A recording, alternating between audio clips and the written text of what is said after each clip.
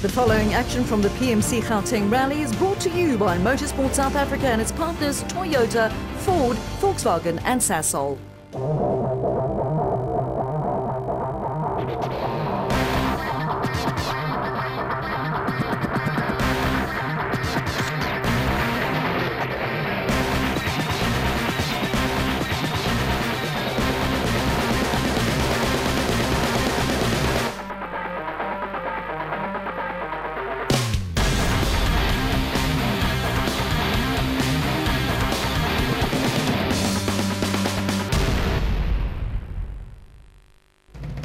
It was Bruce Springsteen who first sang about devils and dust, but until you've been to the PMC Gauteng Rally, you won't really have any idea what he's on about. For the spectators and the crews at the 2014 event, which took place on 23 and 24 May in the Bapsfontein area of Gauteng, there certainly wasn't any shortage of dust. And for some of the crews, there were plenty of devils lurking too. This wasn't just true for the teams in Class S1600. SA's premier rally class for front-wheel drive cars with engines up to 1600cc, but also for the big boys at the top of the food chain. Class S2000 features purpose-built four-wheel drive rally machines with powerful 2-litre engines. These mad machines are piloted by equally mad men and women who live in the rare air at the top of their sport.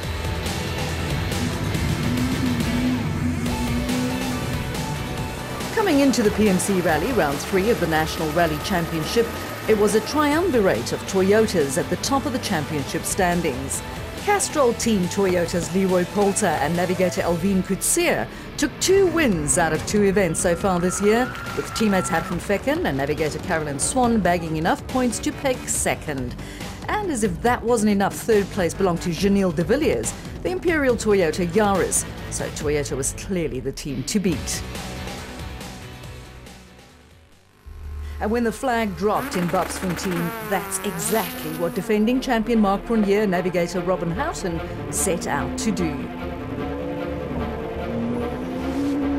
They were first on the road, far from ideal on the dusty Milliefield roads, but that didn't seem to bother the Ford Fiesta driver in the least. He posted the fastest time on stage 1, with Poulter following just 2 seconds behind.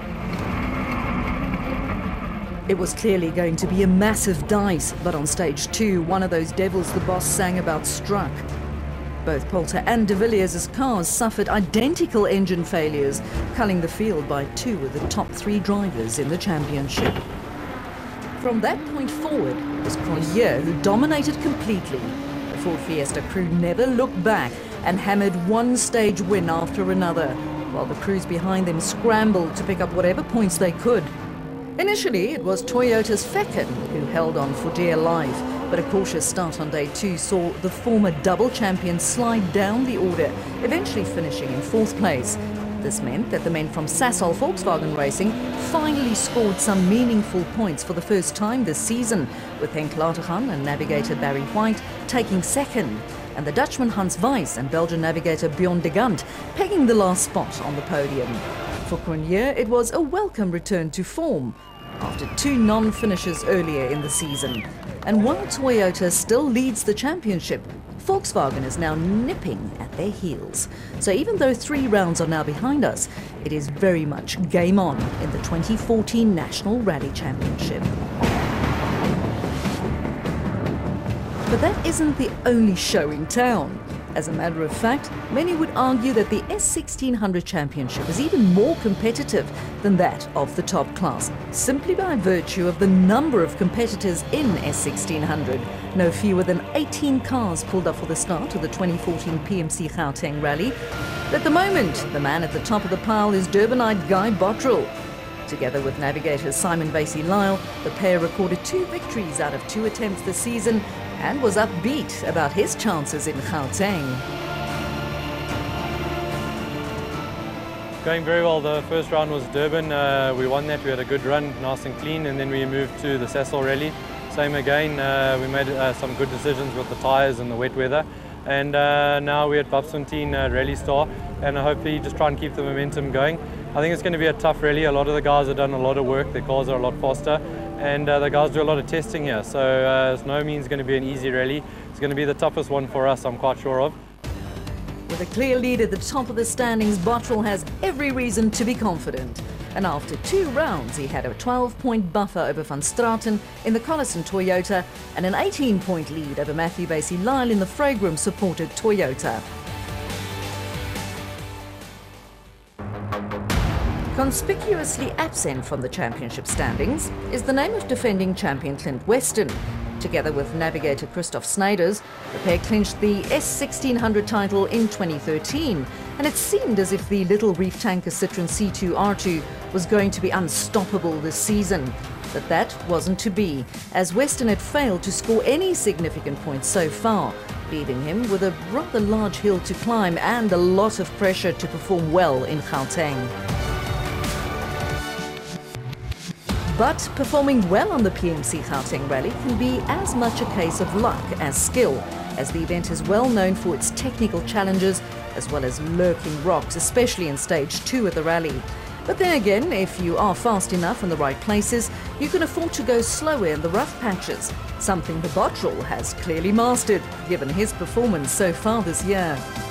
His skill was quickly put to the test on stage 1, a 24.8-kilometre long gravel stage with many challenges along the way. And remember that in a rally car, you have to see and deal with problems in split seconds. Anything longer than that, and you'll be sent farming in the mealies.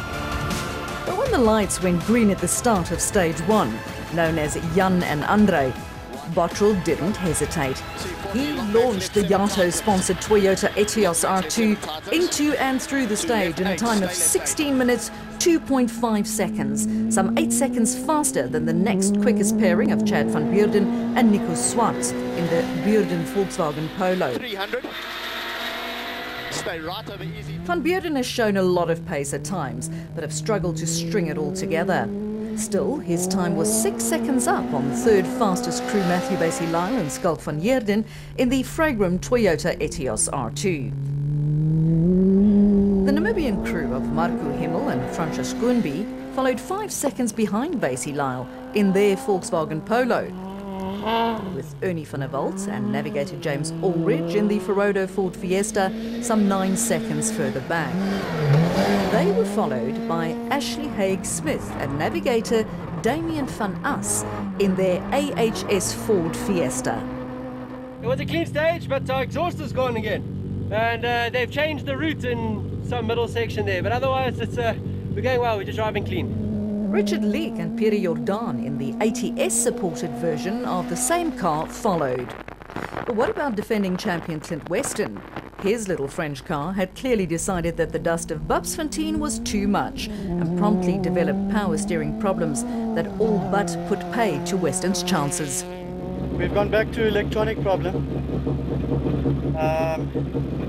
which we seem to have rectified and started giving a problem now towards the end again. With no shortage of dust, it was time for the crews to face the devils of which Springsteen sings in the form of an infamous rocky section on stage 2.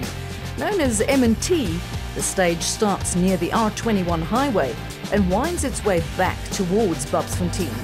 The rough stuff, however, didn't seem to bother Bottrell very much, as he chalked up his second stage win of the event by posting a time of 19 minutes 29.9 seconds. This was a whopping 22 seconds faster than the second fastest time, which was posted by Haig-Smith in the AHS Ford Fiesta. Andrew Heine and Robbie Coetzee in the Heine Toyota came through next quickest, albeit 8 seconds slower than Haig-Smith. But this stage wasn't so much about going fast as making it to the end. Witch van der Walt, Basie-Lyle, Paul Franken in the Manitou Volkswagen Polo, and Chris Kurze in the Electro Thread Toyota Etios all did without hassle. But the stage did bite some of the top names. Richard Leek lost a lot of time. Marco Himmel broke a side shaft, and Chad van Beurden hemorrhaged time as he crawled through to the end. So after 2 stages, it was the names of Guy Bottrell and Simon Basie-Lyle at the top of the standings, with the pair having opened up a 50-second lead after just 2 stages. Matthew Basie-Lyle followed in second, with Haig-Smith right on his tail. Ernie van der Walt was 10 seconds back, with Chris Kurze following 18 seconds later. Next up was the 24.8 kilometers of stage 3 called Tweefontein. By now the rally had settled into an easy rhythm, with Bottrell blitzing each stage and the rest of the crews fighting about the scraps left in his wake. And stage 3 was no different. Bottrell and navigator Vasey Lyle went fastest again, racking up yet another stage victory. 300. Slide kink right left. C2 40 through kinks.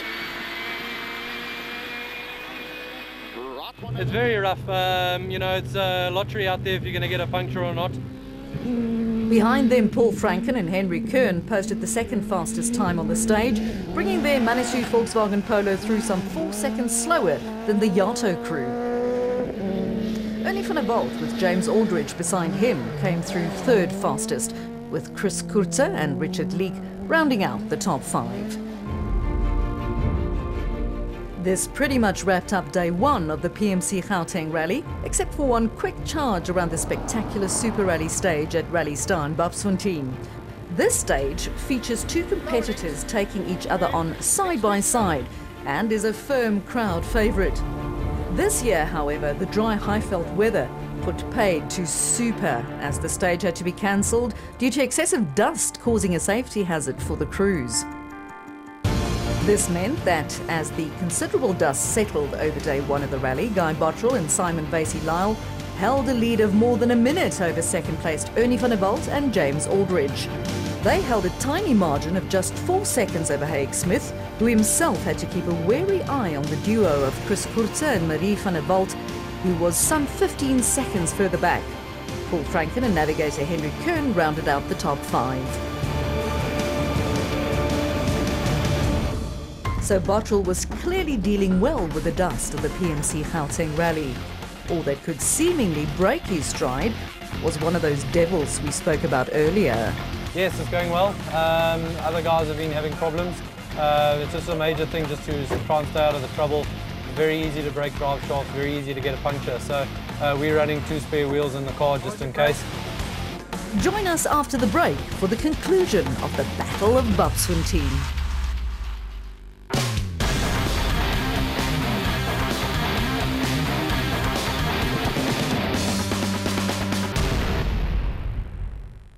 This June on Mnet Movies Action Plus and Action Channel 106 and 110. Go. Durban. Get ready for the most exciting motoring event of the year. Join Clarkson, Hammond, May and the Stig at the Moses Mabhida Stadium for a whole lot of nail-biting, heart-stopping, jaw-dropping, rip-roaring action. Watch the Top Gear Festival from the 21st to the 22nd of June on Supersport. Proudly sponsored by your World of Champions. Tickets to the live event start from 260 Rand and are on sale now. See you there.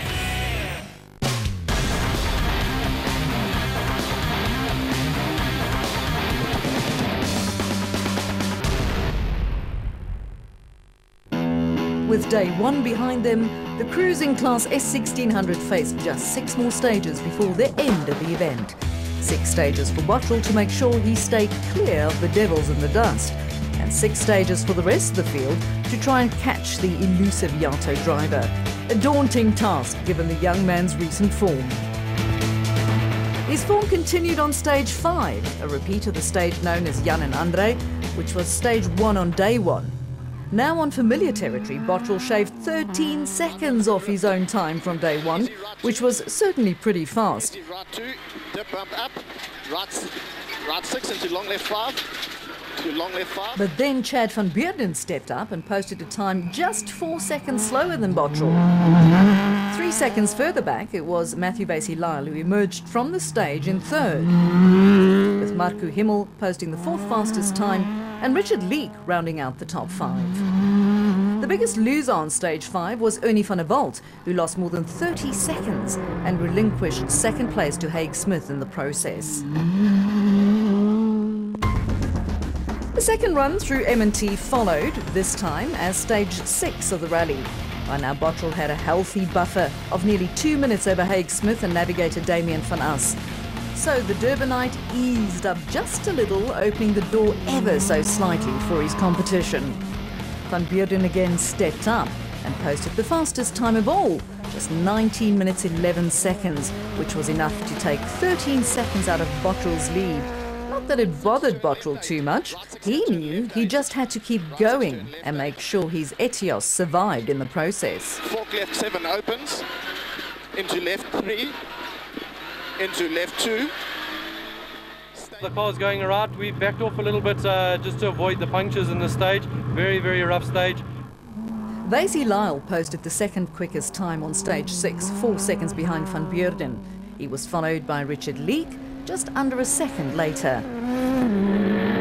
As before, this was a rough stage, and many of the crews found the going tough. Those who survived, however, were through the toughest part of the rally, and just finishing the PMC Rally can be a feat in itself. Stage 7 followed directly after 6, the third stage on the trot for the crews, with absolutely no chance to effect repairs in between. This would be the final blast back towards Rally Star, where the final 3 stages were to be contested in close proximity. Bottrell had clearly decided that easing up on stage 6 was a mistake, and he really put the hammer down again on stage 7. The result? His 5th stage win of the rally. Stay right over easy dip. 300, stay right over easy dip, 120. Okay, stay right over this easy dip here, 120. Right 2, left 2. And 3 seconds made good over Chad van Beurden, who again posted the second quickest time of the stage. Namibian Marco Himmel came through just a second slower than van Beurden, showing what he is capable if things just hang together. Vasey Lyle was just 1 second slower than Himmel and was followed by Paul Franken in the Manitou Volkswagen Polo, a further 3 seconds back. Young AC Potgieter, with Tommy de Toy beside him in the Volkswagen Polo, was 4 seconds slower than Franken, with second-placed man Haig Smith coming through just 0.2 of a second slower than Potgieter. We're having a clean run. As I said, we're looking at the championship for this rally. Just 8 seconds separated first from 5th on this stage, proving again just how competitive Class S1600 can be. So with 7 stages behind them, the crews finally had a chance to visit the Dunlop Service Park to lick their wounds and prepare for the final assault.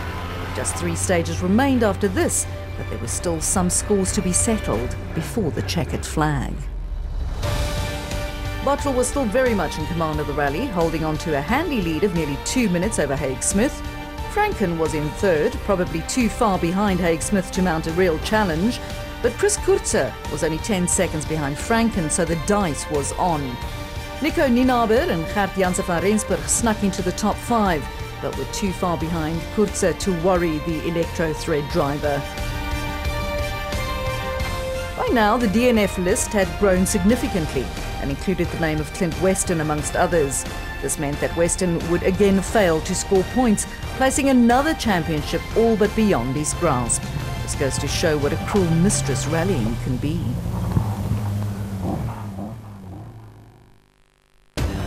Frick was next, and by that we mean the stage known as Frick. 16.9 kilometers in length, stage 8 was to be contested literally across the road from Rally Star, and even though it was comparatively short, it could prove pivotal in that dice for 3rd place. But it wasn't one of the drivers fighting for 3rd that posted the fastest time here, nor was it Bottrell. Nope, fastest man this time around was Chad van Beurden, notching up yet another stage win and clearly showing his class. He pipped Himmel to the post by 6 seconds, who in turn led Leek by just under a second. 3 of the fastest men in Class S1600, all showing that they have what it takes to fight for rally wins, if only. Haig Smith and Guy Bottrell came through in identical times, 11 seconds down on the benchmark posted by Van Beurden.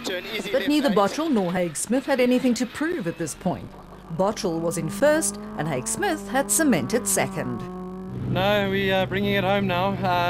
That was quite a tricky stage, quite easy to overshoot, very soft and sandy. It's going very well. As I said, we're just enjoying it, keeping it clean. So, I mean, Damien's doing great on the notes and we're consolidating for 2nd. The man who had to make a move was Chris Kurze, who was in fourth at the start of the stage and needed 10 seconds to catch Franken ahead of him. We got through. This is the realer stage of the rally. You know, if you get through without any problems, yeah, you're happy. Don't know what the time is, but hey, we're here. But in the end, Kurze managed to gain only a single second over Franken, so the status quo remained, for now. Yeah, well, we've been going good today. We're just going our own pace, but at least we're going good. By the time stage 9 came around, a second run through the 24.8 kilometre long Tweefontein, it was clear that Bottrell was hunkering down and preserving his car, rather than taking any risks in terms of winning stages. This was borne out by the fact that Bottrell again gave away 17 seconds on this stage, with Chad van Beurden and Nico Swartz recording yet another stage win. The frustration of what could have been must have been thick as pea soup in the Van Beurden Volkswagen Polo.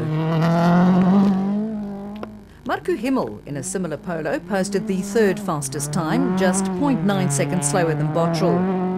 Leek followed a second later, and Franken 1 more second on top of that. Haig Smith kept it clean to finish 6th on the stage, but disappointingly for Chris Kurze in the Electra Thread Toyota Etios, he lost 11 seconds to Franken on the stage. This effectively locked in the top 5, with just the Super Special stage at Rally Start to come. The Super Special, however, was turned into a normal special in order to avoid the havoc of the day before.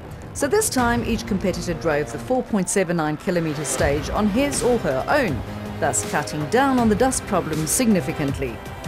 Van Beurden again went fastest of all, posting a time of 1 minute 45.8 seconds on the short stage.